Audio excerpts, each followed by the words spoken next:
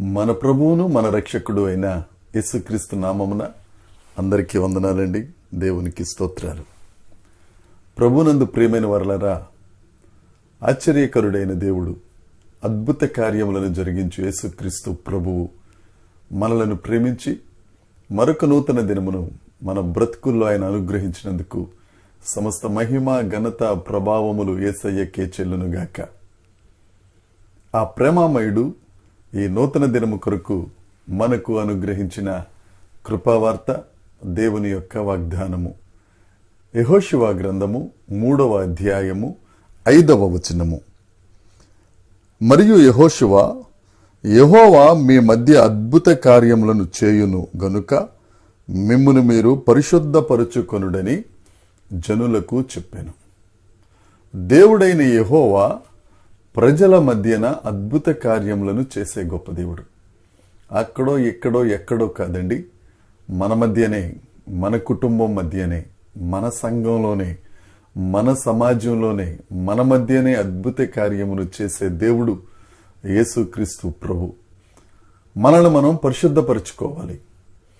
దేవుని వాగ్దానములు ఎప్పుడున్నా ఎక్కడున్నా అవి నెరవేరాలి అని అంటే ఒక ఆజ్ఞతో కూడిన ఒక కార్యము మనం చేయాలి. మనల్ని మనం పరిశుద్ధపరచుకుంటే మన మధ్యన అద్భుతాలు చేసే దేవుడు యేసుక్రీస్తు ప్రభు. 40 సంవత్సరములు వారు ఐగుప్తు నుంచి బయటకు వచ్చిన తరువాత అరణ్య యాత్రలో నడిచి ఇక కనానులో అడుగు పెడతారు అనగా వారికి ఎదురుగా యోర్దాను నది ఉంది. ఆ యోర్దాను నది ఆ ఒడ్డు మీద నుంచి, అది ప్రవాహము ఒడ్డు మీద నుంచి శరవేగముగా ప్రవహించుచుండగా ఇజ్రాయేలీయులు కనానులోనికి వెళ్ళడానికి ఒక అద్భుతం కావాలి. అప్పుడు యెహోషువ ఇజ్రాయేలు ప్రజలు చూసి అంటారు, మిమ్మల్ని మీరు పరిశుద్ధపరచుకుంటే దేవుడు ఇక్కడ అద్భుతాన్ని చేస్తారు. నా ప్రియ సహోదరి సహోదరుడా, దేవుడు ఈ దినాన్న నీతోనే మాట్లాడుతున్నాడు. నీకు ఒక అద్భుతం అవసరం అయ్యింది. నువ్వున్న పరిస్థితులలో ఆ చిక్కులను, ఆ సమస్యలను, ఆ నష్టాలను, ఆ శాపాలను నువ్వు దాటాలి అని అంటే నీ జీవితంలో ఒక అద్భుతం జరగాలి. ఆ అద్భుతం జరగాలి అని అంటే నీవు దేవుని ఎదుట నిన్ను నీవు పరిశుద్ధపరచుకుంటే నీ పక్షమున అద్భుతమును చేసే అద్భుతకరుడైన దేవుడు మన పక్షాన ఉన్నారు. యెషయా గ్రంథం 9వ అధ్యాయంలో ఉంటుంది కదా, యేసుక్రీస్తు ప్రభు ఆలోచనకర్త, ఆశ్చర్యకరుడైన దేవుడు, వండర్ఫుల్ అని రాయబడి ఉంటుంది. అక్కడ అద్భుతములు చేసే దేవుడు యేసుక్రీస్తు ప్రభు. నువ్వు పరిశుద్ధపరుచుకుంటే చాలు. నీ ఎదురుగుండా యోర్దానున్నా, నీ ఎదురుగుండా శత్రువు ఉన్నా, నీ ఎదురుగా కొండంత సమస్య ఉన్నా నువ్వు పరిశుద్ధపరుచుకో.